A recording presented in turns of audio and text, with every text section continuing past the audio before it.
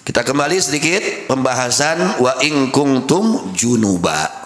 Ya, jadi di dalam fikih ya, yang jelas malah kaji ilmu fikih ya. Banyak kiai-kiai, ustad-ustad kita yang membahas kitab Safinah teh ada loba atuh ngawurukan Safinah teh ya. Banyak apalagi sekarang di YouTube ya.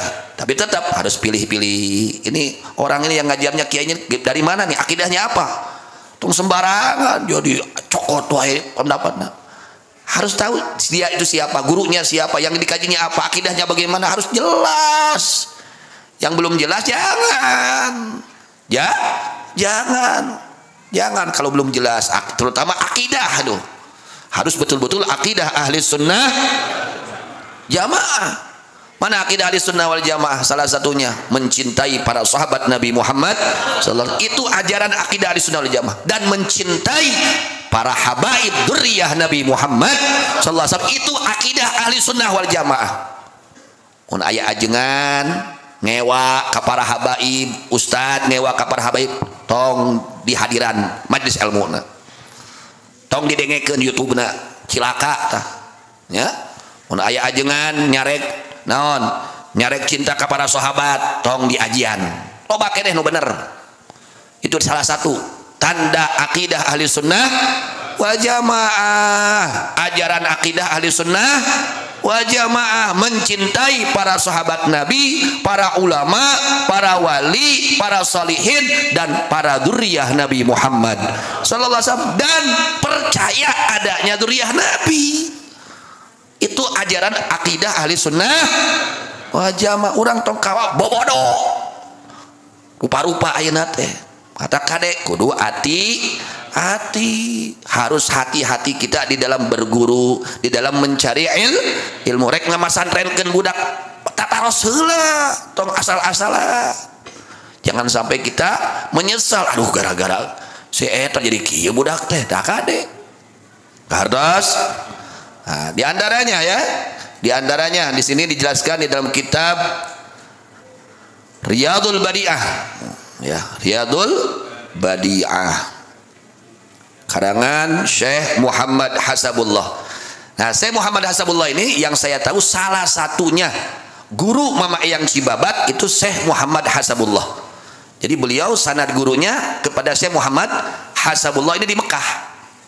Ya, orang pintar, ulama besar, wali besar ya. Nah, Syekh Muhammad Hasabullah di sini dalam kitab Riyadul Badi'ah halaman 24 ya, halaman 24 bisa dibuka kitab Riyadul Badi'ah halaman 24. Di sini dijelaskan di pinggirnya wa yajibu 'alal mughtasili ayyata as-sara hatta tanfatiha halaqatu duburihi wa yaghsiluha anil hadasi. Ini sedikit pembahasan fikihnya ya. Pembahasan fikihnya wa yajibu dan wajib 'alal mughtasili kepada orang yang mandi hadas besar. Yang mandi hadas besar, manehna junub ya, orang yang junub ya. Lalu dia itu akan melaksanakan mandi hadas besar. Wa yajibu dan wajib alal mughtasili kepada orang yang mandi hadas besar, untuk menghilangkan hadas besar apa? Ayyata as-sara, mengeluarkan, yastakhrija ma fi duburihi ka ayyur khiyahu, hatta tanfatiha, sehingga terbuka apa halaqatu duburihi, bundar duburnya itu orang, wa yaghsiluha, dan membasuhnya anil hadasi, dari hadas tersebut. Jadi di mana kalau kita mandi hadas besar, salah satu kewajiban kita ketika mandi hadas besar kudu ngahejeunkeun. Yang ketika kalau kita BAB itu ada yang keluar dari anggota dubur kita. Nah, itu harus dikeluarkan.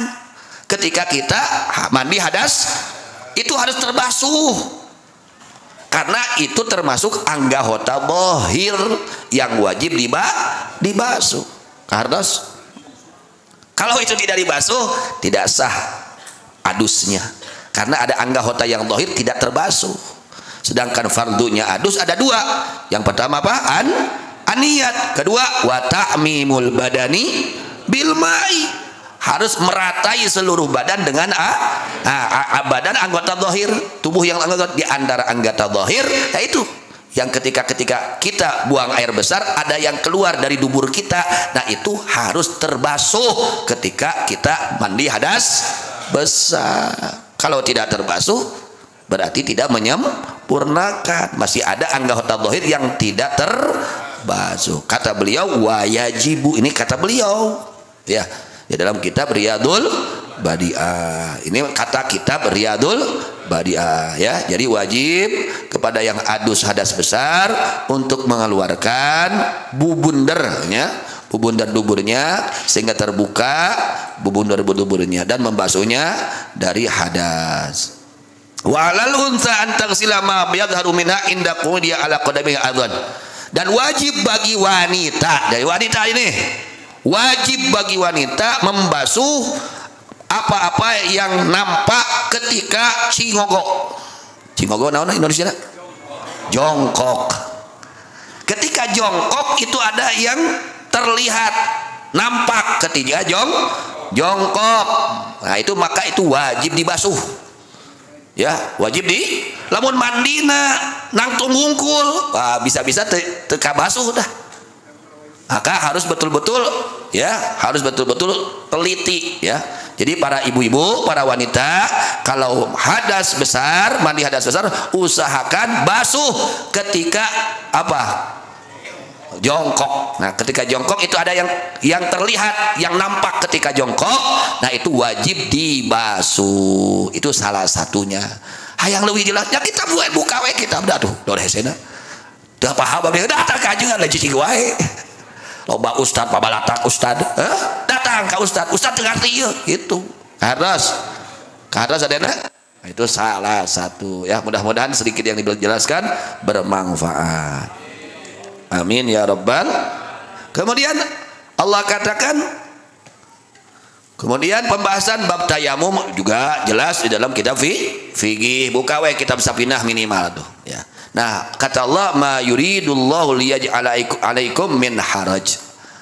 Allah menghendaki mewajibkan itu wudu, mandi besar dan tayamum bukan tujuan untuk memberatkan, bukan untuk mempersulit, tapi walaki yuridu liyutahhirakum.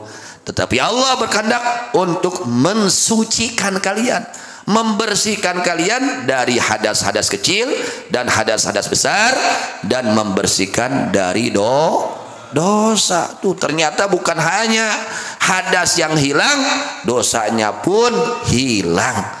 Berkah apa? Melaksanakan wudu yang sebenarnya, melaksanakan apa?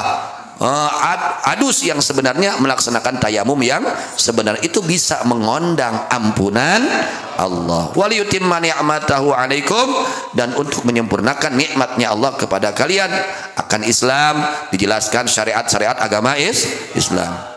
Agar apa? La'allakum tashkurun, agar kalian bersyukur kepada Allah. Alhamdulillah adanya syariat wudu ya, Masya Allah. Coba lah bentesi banget siga naon banget orang teh. Pas itu ada hikmah luar biasa. Itu luar biasa ya. Dengan wudu muka kita menjadi bersih ya, beres. Tangan kita dari apa? Kotoran-kotoran bersih, kaki kita banyak hikmah, banyak. Dan semua itu pasti ada hikmahnya ya. Segala perintah Allah pasti ada hikmahnya. Mudah-mudahan kita sekalian dijadikan orang-orang yang bersyukur atas nikmat yang Allah berikan kepada kita. Amin ya rabbal alamin. Wallahu a'lam bishawab. Marjual maaf. Sedikit ada undangan datangnya dari Pondok Pesantren Darussul Pusat, ngundang kepada jamaah muslimin muslimat hari Jumat depan, tapi bukan hari Jumat sekarang. Jumat depan ba'da asar insyaallah akan diadakan haul kakak saya Kiai Haji Abdul Wahab Syarani kepada jamaah muslimin muslimat yang tidak ada halangan di Antos Kasumpingan Jumat Payun, dan Jumat lainnya Jumat Payun ba'da asar. Mudah-mudahan yang kita kaji saat ini, yang kita laksanakan saat ini apa saja baik itu niatnya, baik itu amalnya yang zahir maupun yang batin. Mudah-mudahan semua ini amal dapat mengundang ridha Allah Subhanahu wa taala, dapat mengundang rahmat Allah Subhanahu wa taala, dapat mengundang ampunan Allah untuk kita sekalian, dan menjadi sebab wasilah akan digabulnya hajat-hajat kita zahiran wa batinan, hajat agama dunia dan akhirat yang maslahat untuk kita sekalian. Amin ya rabbal alamin. Wallahu a'lam bissawab. Qilal marji wal ma'ab rabbana anfa'na bima 'allamtana.